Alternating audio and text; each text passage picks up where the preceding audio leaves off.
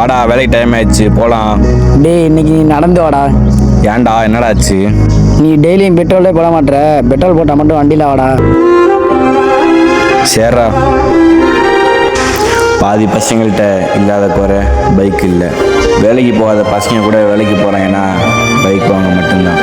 ஒரு நாள் கஷ்டப்பட்டு அந்த பைக்கை நானும் வாங்குவேன். ஏன் ப்ரோ நடந்து போற? இல்லை ப்ரோ, அவன் வரலையா, அதான் ப்ரோ நடந்து போய்கிட்டு இருக்கேன். சரி வா ப்ரோ, நான் போய் கூட்டி கொண்டு வர்றேன். போகலாம் ப்ரோ.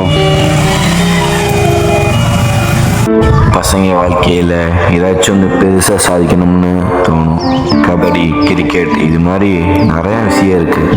ஆனால் எனக்கு இருந்த ஆசை என்னென்னா சினிமாவில் நடிக்கணும்னு, ஒரு நல்ல பைக் வாங்கணும்னு.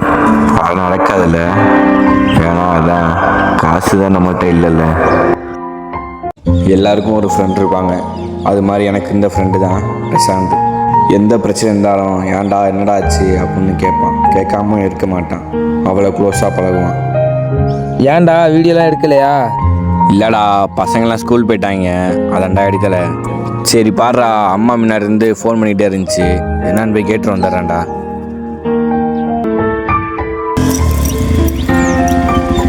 வீடியோ பண்ணா நீ பெரியாளா? இல்லை ப்ரோ, அப்படிலாம் இல்லை ப்ரோ.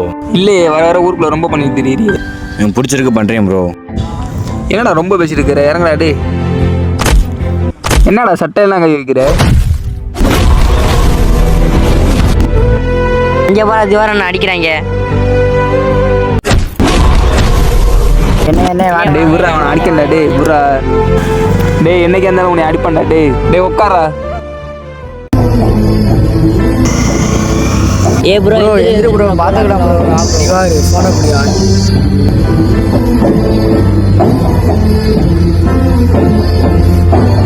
பிரசாந்த் எங்கேயா இருக்கியா? திவாரனை பிடிச்சி அடிச்சு விட்டாங்கயா. என்னடா சொல்ற? எந்த இடத்துலடா? நம்ம அட்டிக்கல்லையா. இந்த வரேன்டா.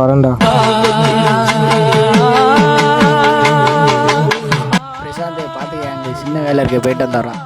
சரிடா தம்பி, போயிட்டு வாங்க. ஏன்டா, என்னடா பிரச்சனை? இல்லைடா, நடந்து வந்துக்கிட்டு இருந்தேன். இந்த வண்டியை நிப்பாட்டி, என்ன நீ வீடியோ பண்ண பெரியாளா அப்படின்னு கேட்டாரா. எனக்கு பிடிச்சிருக்கு, நான் பண்ணுறேன்னு சொன்னேன்டா. பிடிச்சி அடிச்சு விட்டாரான்.